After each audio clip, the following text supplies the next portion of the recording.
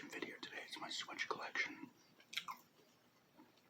I think there's like one, maybe two more games than there was. I think I did one of these like 6-7 months ago or something.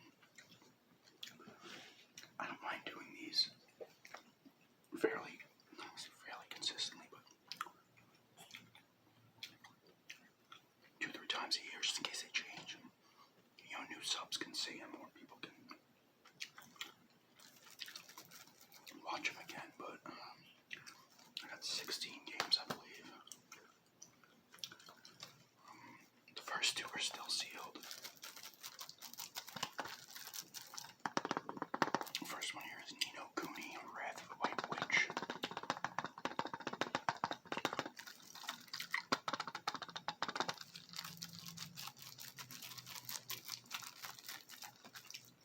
I haven't played this sealed. I picked it up because it's actually one of the first games I got for it, but I picked it for the Switch. But I picked it up because it was like $24 or $26. It's still cheap. I think it was originally a PS3 game, like 5 or 6 years ago. I believe the second one is coming out for the Switch as well. I think that would have already been out on maybe PS4. I don't know. It looks cool. People have said good things about it. It's Studio Ghibli's animation. Looks like a pretty cool RPG. Eventually I might play it. I don't know. The second one is still sealed. This is one I picked up because it was, I think it was on sale for like $40 on Best Buy, at Best Buy, and I was interested in it. And I'm like, oh crap, I better get it because it will explode in price. It never did. It might have actually went down. But The Legends of Heroes, Trails of Cold Steel 3. I have never played any of these. I always had interest in them. They were on the Vita, PS3 as well, and maybe 4, I don't know.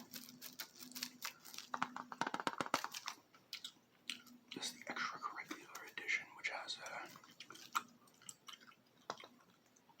26 bonus cosmetic DLC items, 20-page mini art book, and animated lenticular card.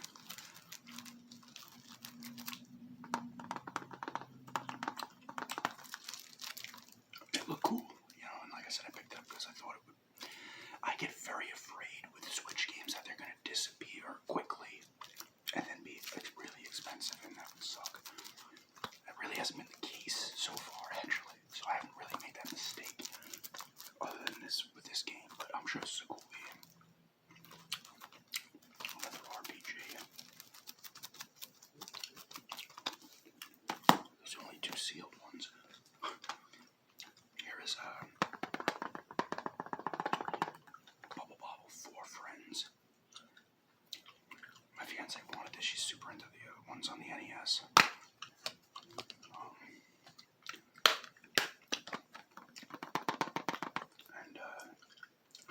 We beat it in like one night. I think it was $40. It also has the old original game in it. It goes very fast. It can be very frustrating because everything's like super bright and all the colors like mesh and blend together, so you don't even know where your character is. It's actually kind of annoying, to be honest with you. So Civilization 6, I think that is. I haven't played much of this. I picked it up because it was, I think I actually put this on a poll on it. It was between this Star Wars pinball and another game that I actually picked up at some point. This one won. I played a little bit of it. It's a world building game. You can win through, I think it went through diplomacy or brute force and stuff like that. I think you can use like specific leaders and stuff like that throughout history. You can start at the beginning, build all the way up to, the future. It's like a baby little manual. I haven't played much of it though. Which is the case in a lot of games that I have right now these days.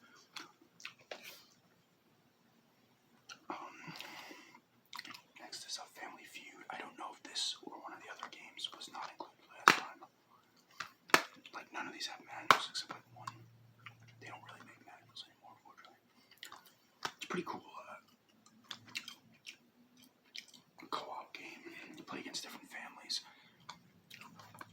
play against like 3 families, and then the hardest level is like a mashup of the 3 other families. Not particularly hard, but it's pretty fun. It has like predictive responses, so because you're timed on your answers, so if you type in a few letters, will come up because it might take too long to like type in like a 12-letter answer.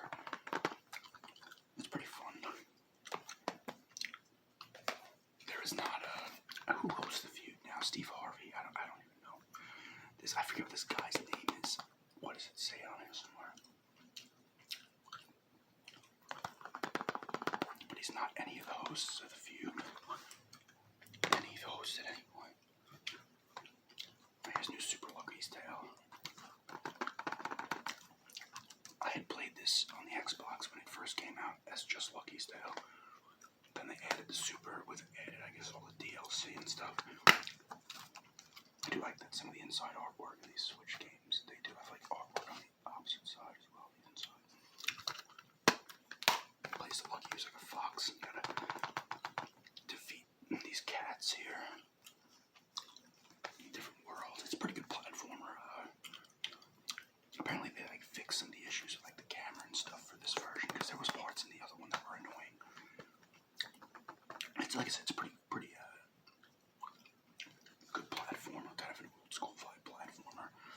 You go from kind of world to world, and you gotta collect each level. You can collect the letters Lucky. You gotta collect a certain amount of coins. You gotta do things in each level. So there's replayability. That's pretty good though. And it's like random side puzzles and stuff you can do as well.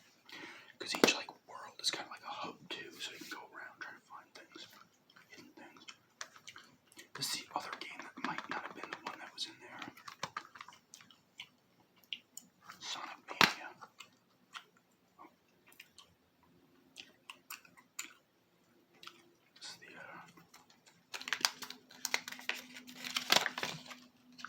Encore DLC, I guess you can download. This was cool. I picked it up because it was $20. It's actually really classic. It's classic Sonic action. Music's really good. It moves fast. There's new areas and the classic ones as well from the Genesis games. It's fun for sure. Better than like a lot of the ones they put out. Now we're getting to some of the heavy hitters here. Super Mario Odyssey. These are lyrics to one of the songs that what's her name sings from Donkey Kong. She's the mayor of New Donk City. I always forget her name. Awesome game. Cappy, I'm pretty sure that's the hat's name. That's like the hook in this one. You take the hat and you can possess enemies, Goombas, the turtle, the Koopas, everything. Like you can like possess taxi cabs. Pretty much everything. Dinosaurs, T-Rex pops up in this early. You can do that as well. There's tons of stuff to do. You're bouncing from like world to world to repair the ship, the hat ship. And then after you beat it, this extra stuff. We got a decent amount of the stars or whatever they are in this. I can't remember what they're called in this one. Oh, this is cool. I forgot about this. I don't know if you can see this, like little areas where you move into a 2D part, like old school Mario, and the music changes from like the orchestral stuff to the 8-bit music. It's kind of cool. Graphically, it looks great. There's a lot of big worlds. There's a lot of things to do to get. Are they stars in this? What are they? Oh, they're pieces of moon. I think they're pieces of moon in this. It's been a while since I played it. So you can keep going back to each area, world, and going nuts. It's like so much stuff to do. It's really good though. And you get different outfits from Mario, which also causes you to get different things. Awesome game. Here's a pain in the ass game. Crash Bandicoot 4, It's About Time. My fiance plays a lot of this because she liked the originals. And we have the remake of the first 3 on the Xbox.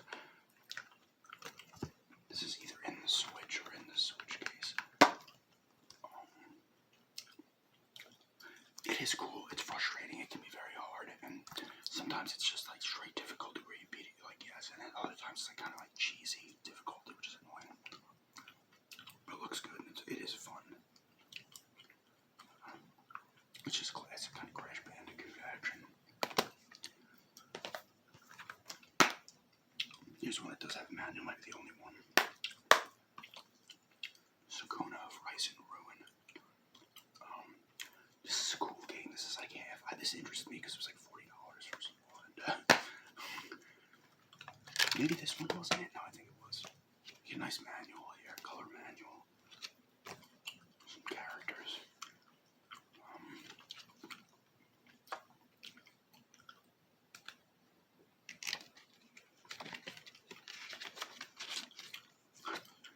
You play as Princess Sakuna.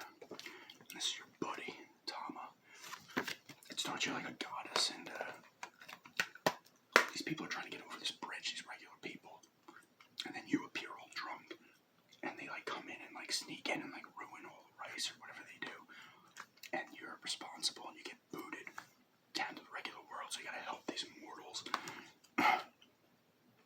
It's like half side-scrolling in the vein of like Odin's Sphere type, where you're fighting stuff, and then it's also you're like harvesting stuff, and it's like almost like a I want to say like an ActRaiser type, or it's like a farming game almost partially too, in between. It's cool. It looks great. It's kind of funny too. She's a pretty funny character, and the fighting is fun. Like I said, I gotta play more of this. I gotta play a lot of these games actually, more of them. Here's an awesome game. I've showed the collector's part of this that I didn't buy it. It's Octopath Traveler, which is it's on Xbox Game Pass. I'm like, really?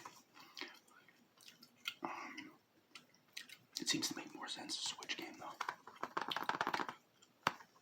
I did find I think all around might be missing one thing from the collector's edition, the Wayfarer's edition. It was. I found it at a garage sale for $5. It wasn't the game, but it was all the other stuff. And it's like the soundtrack CD sealed, the big box. I've showed it in other collection videos. And the garage sale pickup. It has the cloth map, a coin. I think it's missing its slip cover, and it might be missing something else. But I thought that was cool for $5. This game's awesome. This is an old school RPG from Square Enix. It's like straight 16-bit type of action. It has such a cool look. You can start as any one of these 8 people. I started as, where is she? I forget her name, but she's the huntress. They each have a special ability. That really just spazzed out bad. The phone. I'm getting a new laptop in 2 weeks, or about 2 weeks. Here are the characters. I don't know how to say that right, but these are the people you use. You meet them along the way. I've met, and then you play like their little kind of origin story, and then they're part of your party.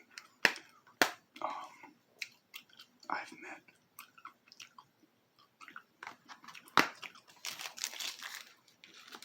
the thief. Who's the thief? I forget who the thief is. Might be this guy, Alvin. I've met Ophelia and done her thing.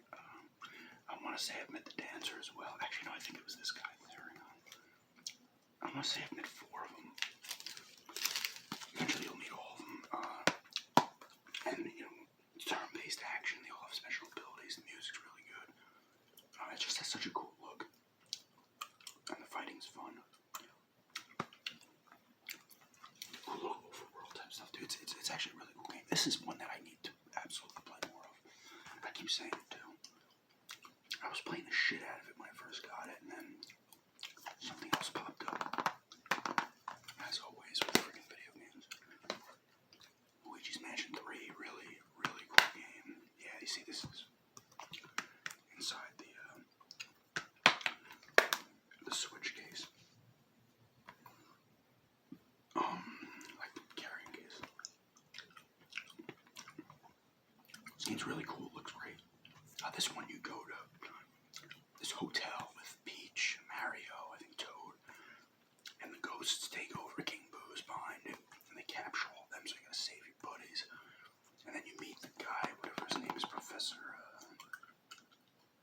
oh god, I can't remember his name. He's an old one. Oh, there's, the green one, Luigi, they call him. He's just like a bunch of goo, or slime, or whatever, and he can do specific things. Like go through bars and stuff. And you got the dog, too. This ghost dog. And it's like you can suck, you know, use your vacuum like the Luigi man, just sucking coins out everywhere. It's like eating areas to get into. It's really good. And it looks great as well.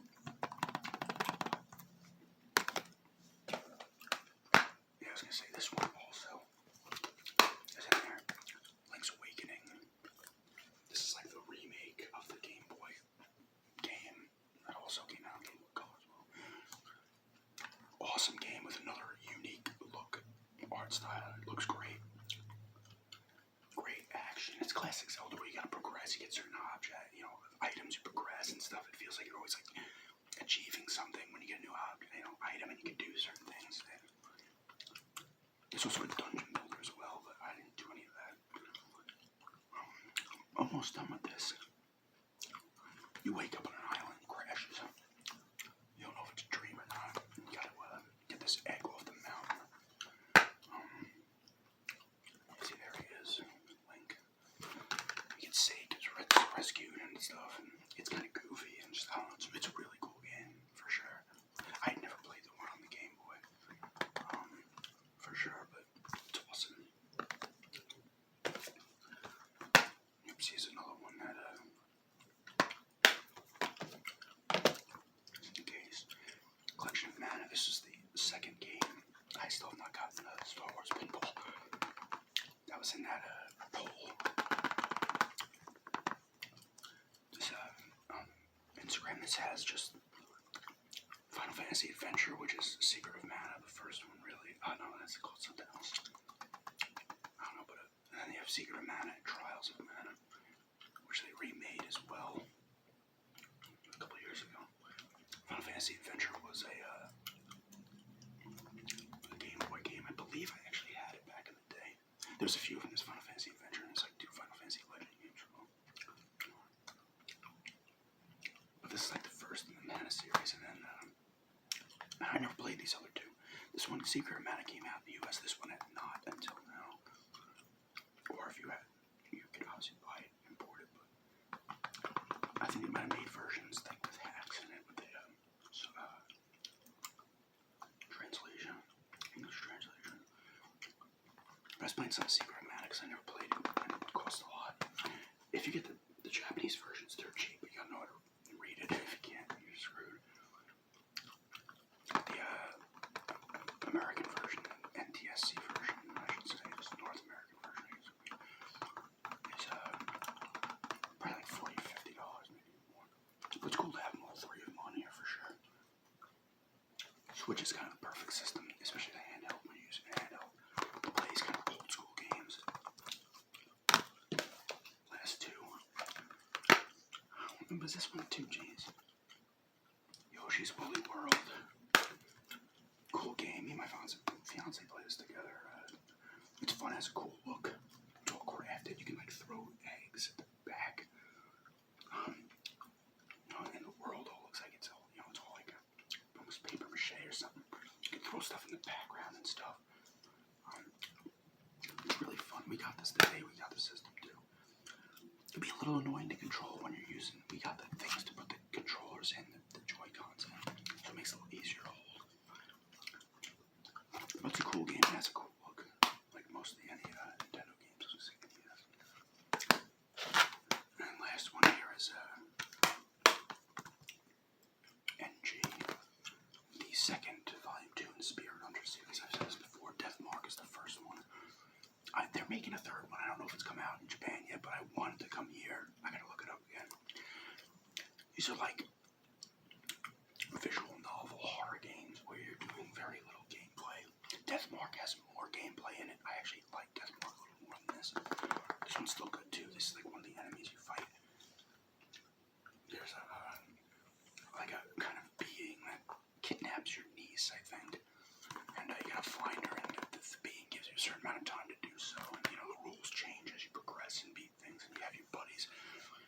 your buddy, you have to like call on a buddy to help do certain things on each area. You're kind of looking at stuff. You gotta like do patterns when you fight the boss and stuff like that. Figure out the pattern of what you need to do. It's cool. Oh, I like these kind of games. And there's this here where like you'll get judged randomly by people you're hanging out with. I don't know if it actually does anything, or you can answer them. I don't know. It's weird. But it's really cool. If you're into these kind of games, pick this up. And Deathmark is awesome. But yeah, that's my Switch collection. I've done it before. I think there's one new game in this one, but I want to pick up some more soon. I've kind of neglected the Switch for a bit here. Especially, I've neglected everything. I actually finally beat Yakuza